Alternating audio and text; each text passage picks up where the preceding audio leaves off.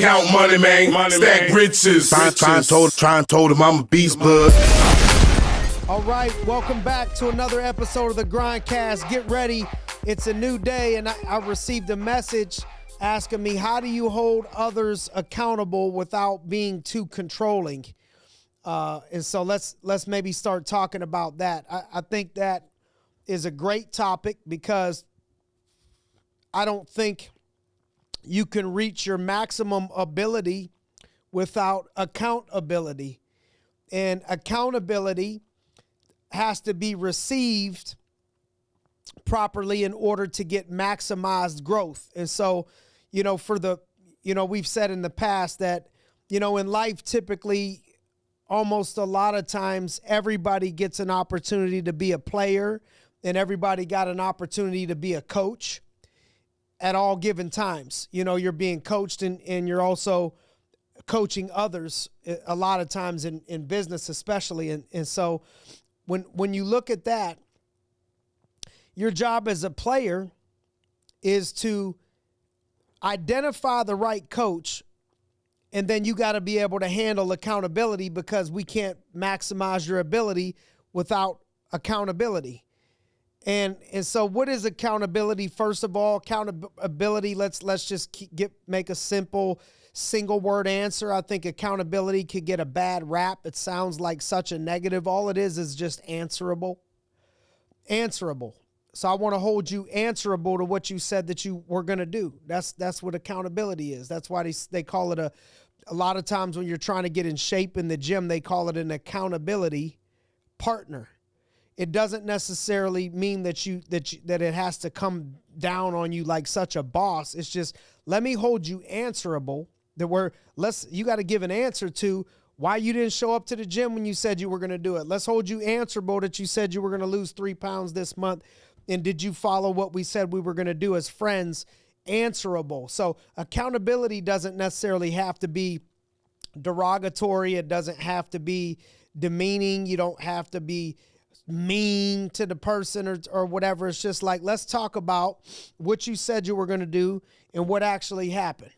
And then we got to identify the next month or the next week, are we going to get better at identifying what you need to do and then holding yourself and letting me hold you accountable, answerable to what you actually did. It's really that simple. And so I really, it starts with like, how do we identify who you should and who you should not hold accountable and like when to stop, so I think looking at who you should and who you should not hold accountable is tricky because sometimes it all depends on the situation, what your business is.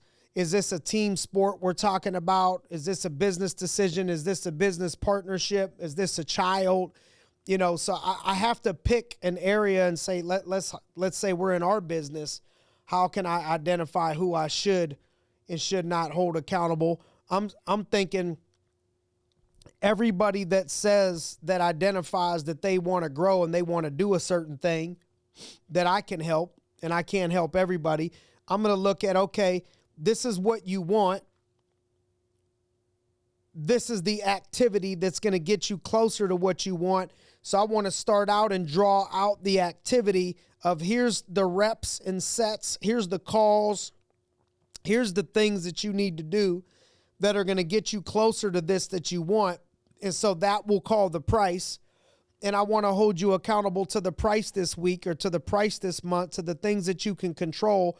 Let me hold you answerable to that. Are we both in agreement to this? Are we in a mutual agreement that this is what it's going to require? You want to get to this certain goal. You're not going to be mad at me for having the conversation with you.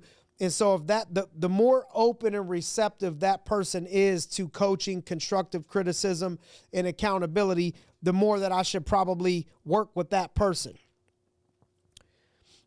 And it's really simple that the people that can't take the constructive criticism, now, part of it is on you, is your delivery. This delivery, we talk a lot about in business, there's an art and there's a science. The science is like cut and dry, 2 + 2 is 4, and this is what it takes, in order to make this happen. Here's how many hires you need. Here's how many sets that you need. Here's how many calls you need to make. But that's the science. The art of leadership is where you can ask questions from a mentor to grow in. You can read books and stuff to grow in, or you can make mistakes and get your own experience and reps. But in my experience, one of the top 3 things that I think leaders don't do well in naturally is delivery. Is the delivery of what you want to say. It has to be palatable no matter how good the medicine is for the person. Most people, not all people, most people need the medicine, but they got to be able to have it taste decent enough that they can swallow it. See, I'm at 40 right now. I don't really care what it tastes like. If I'll taste and drink whatever and take whatever if it's going to help me become more healthy. But my 6-year-old son, he throws a fit if it don't taste good. I mean, it's like a 20-minute project to get him to take some medicine that he needs for his own behalf. I mean, I should record it and put it next to our nice, like we have a nice family photo that people comment on and they say, oh man, your family looks so cute. You know, oh, look at how precious. And then I should put right next to that, I should put a video of me in the household flipped upside down, the dog barking, the kids crying, me and my wife trying to bargain on how we can get the kid to swallow the medicine. We start yelling at each other at times, and we're taking a break, coming back with a new strategy and who's going to pitch the strategy. It is a big commotion to get my man to take the medicine that's going to make him better. And a big part of it is the flavor. And so even though it's good for him, he ain't going to swallow it if we can't get the flavor right. And so in leadership, no matter how good it is for your people, for your kid, they can't swallow it a lot of times if the flavor ain't right. And the flavor is the delivery. And so you got to master the art of delivery. And that's why I say part of it is on the leader, but more of it is on the person that needs to take the coaching. You know, I could say that some of the best advice and guidance that I've gotten in my life came from people that didn't have the best delivery. You know, I look at critical moments of my life, things that my football coaches did and said, things that my grandfather did and said, things that my coaches in this business did and said that were the most valuable, man. And I'd say 3/4 of them, they were not doing it with the great delivery. So you got to be able as the player to take it no matter what the delivery is, if it's going to make you better. And the coaches take responsibility to do your best with the delivery. But ultimately, the people that can't handle the accountability and get frustrated by the accountability in BCD, blame, complain, and defend. So if you're being held accountable, let's try not to BCD, blame, complain, and defend, because that's below the line stuff. You got to take responsibility, hold yourself accountable, take extreme ownership, accountability, all those things as much as you possibly can. But real simple, the people that are draining you, that don't want to take it, the criticism, constructive criticism, to help them grow, give them less of that. And sometimes they got to learn on their own. You got to protect your energy and not drain your energy with trying to give something to somebody that they don't want. Like I'm cool with the accountability. I want the accountability. Like most people that are high level performers hire coaches. So like we were talking recently, like why would Michael Jordan have a coach, you know, Tim Grover in the offseason to push him physically when he's the greatest basketball player on the planet? Like, how can you help me? If I'm the greatest basketball player on the planet, how can you help me? Well, by holding me accountable, by pushing me to do stuff that I don't want to do that's going to make me better. That's 90% of it. And so that's an example of people that want the coaching, that people that want to be held accountable to go to the next level. Those are the people that you want to work with. We want to work with the people that want to be work with the people that want to be held accountable. And the mistakes that leaders make sometimes is they try to hold people accountable and work with people that don't want to be worked with. And so the frustration from that makes them question holding people accountable at all. Instead, they should be holding the people accountable that want to be held accountable And then the people that want to be held accountable, a lot of times their leaders are not holding them accountable, and that's what they need, and that's really what they want, and that's what they're looking to you for. Is like, man, I wish you would just hold me accountable. I wish you would push me further. I wish you would push me harder. And so you got to identify which people are you going to coach, which ones are you not going to coach, who you're going to hold accountable, who you're not going to hold accountable. But once you find the group that you're going to hold accountable because they're down for you holding them accountable, you need to do it. And you need to challenge them because that's how you're going to bring the best out of them. And people will show you, themselves if they don't follow through. You give them coaching, you give them direction, and they don't follow through with those things. You got to try to veer off. Now, when you're building, my old friend and mentor used to say, bad breath is better than no breath. Bad breath is better than no breath, right? So if you're just starting, you're starting a league, a team, whatever, like the first kids you get, the franchise team that you have, rarely are they going to the Super Bowl, but you got to work what you got to work with. So you might have a basketball team where there's 5 players and you're like, man, these are the bad news bears. I got to try to make them, average from bad. But you might only have 5 players. So you got to work with the players that you got, but you got to do a good job recruiting and replacing and upgrading that talent. And when you're talking about recruiting and replacing and upgrading that talent, you could do a lot in the interview process and the upfront process to learn and realize how coachable are these people, because there's a quote that we've been throwing around that says average players want to be left alone. Hey, leave me alone. I just want to do my own thing. I don't want nobody to coach me. Those average players want to be left alone. So if you're listening to this and you're somebody that's like, man, I want to be left alone all the time, you're on the road more to average, if you're lucky. Good players want to be coached. Good players want to be coached. But great players, they want to be told the truth. What's the difference between being coached and being told the truth? The difference is being told the truth.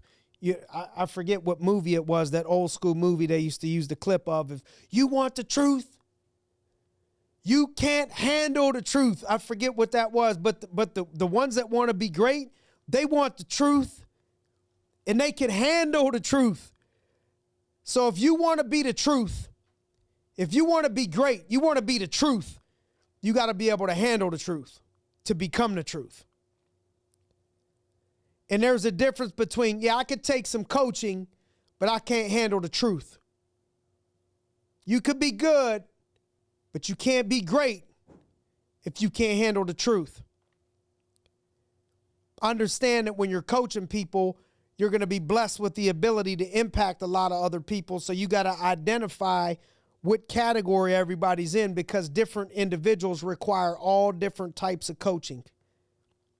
I think what can help you with coaching different types of people is to look at the 5 love languages.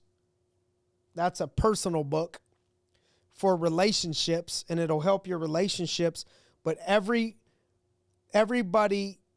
operates and feels love differently, and there's 5 different categories that they go off of, and it helps you identify, hey, maybe the way that I like to be loved isn't the way that my spouse or significant other likes to be loved, and I need to learn how to speak that language. Or it's like speaking to them in a completely different language, and you're wondering why that they don't understand you. And the same thing goes with coaching, is your people a lot of times have a love language that's different than your love language. And if you're giving them the same love language that you like, they might not be able to handle it. So for example, like me, I had a hard coach coming into business. It's comical almost to think of how hard my coach was coming into this business. And I liked it. It helped me to progress and reach limits that I know I never would have reached these heights if it wasn't to have a coach that pushed me that far, that hard, that direct. But I watched a lot of people around me not be able to handle it. Those that stay would become champions. Those that can handle it would become champions. And I noticed and I learned that I like to be coached that way. So for a long time, I coached others that way, but not everybody was meant to be coached that way, and they couldn't handle it that way. Well, does that mean that they're not cut out to be great? I think they may be headed in that direction, because if you want to be the truth, you got to be told the truth. But you also got to be able to coach average players, and you got to be able to coach good players. It would be great if we all just had great players. Everybody was just perfect. That's why the art of coaching comes into play. And when you're listening to this, I want you to be thinking of yourself as, how am I doing there as a coach? But also, how am I doing there as a player being coachable to a person? How am I doing in that area? Because I think for you to go to the next level, everybody got to have an accountability partner. Everybody got to have somebody that can hold them accountable to what it is that they said that they wanted to do. So this week, as we break the huddle here, I want you to identify, what is your goal for this week, or what is your goal for this month? What promises, what activities are going to get you close to that you could promise to yourself to say, hey, hold me accountable to working out 6 days this week or this month, 6 times a week. Or hold me accountable, I'm going to go to church twice a month. Or hold me accountable, I'm going to save this much of every paycheck. Hold me accountable that I'm going to do this much production, which requires me to give this many presentations. So just hold me accountable to giving this many presentations. But define what is my goal, and then have the activities, and then find somebody that you said you're going to allow to hold that you're going to allow to hold you accountable. And then as a coach, go find the people that are open to being held accountable, and have conversations where you want to reach them, you want to stretch them, you want to push them, and you have check-ins where we're going to just be answerable to what you did versus what you said that you were going to do. And a lot of times the results don't always happen immediately, but the activities is what I want you to focus on. The effort in the process that you can mark down that people are going to do. What is the effort in the process that we're going to commit to? Yeah, we want this result, and we're going to keep an eye on this result, and I'm going to hold you accountable to this result. But bigger, 3/4 of the accountability needs to be into the activity that gets you the result. Okay? So remember, average players, they want to be left alone. Good players, they want to be coached. But the greats, they want to be told the truth with an F. The truth.